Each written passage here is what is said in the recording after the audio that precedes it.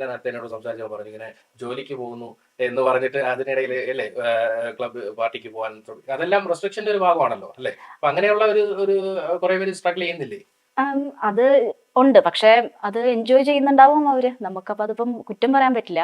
പിന്നെ അവസ്ഥകളാണ് അതില്ലേ. ഇപ്പൊ നമുക്ക് ഫാമിലിയുടെ ഒരു സപ്പോർട്ട് ഇല്ലെങ്കിൽ നമുക്ക് അതില് പിന്നെ വേറൊന്നും ചെയ്യാനില്ല. അതെ. അല്ല അപ്പൊ അതാ ഞാൻ ചോദിക്കുന്നത്. അപ്പൊ അങ്ങനെ നോക്കുമ്പോൾ ചെറുപ്പക്കാരുടെ ലൈഫ് സ്റ്റൈൽ അല്ലേ ബെറ്റർ? കാരണം അവരവരുടേതായിട്ടുള്ള രീതികൾ അവർക്ക് ആഗ്രഹമുള്ളതെല്ലാം ചെയ്യുന്നു. അല്ലേ? അതല്ലേ എന്താണ് അതിനെക്കുറിച്ചൊരു അഭിപ്രായം?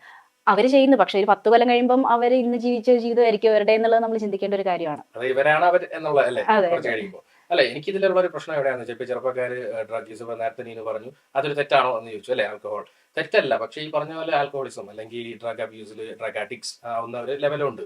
അപ്പൊ അത് നമ്മള് ഇപ്പം പ്രത്യേകിച്ച് ഫ്രീഡം ഓവറായിട്ട് കിട്ടുമ്പോഴാണ് ഇതൊക്കെ നമുക്ക് തോന്നുന്നത് സ്വാഭാവികമായിട്ടും. പിന്നെ പലരിലും കേട്ടിട്ടുള്ള ഒരു സാധനമാണ് ജോലി ഇല്ലാതിരിക്കുമ്പോൾ ഉള്ള ബോറടി. അവിടെ നിന്ന് പലപ്പോഴും തുടങ്ങാറുണ്ട്. അങ്ങനെ പല പല റീസൺസ് നമ്മൾ കേൾക്കാറുണ്ട്.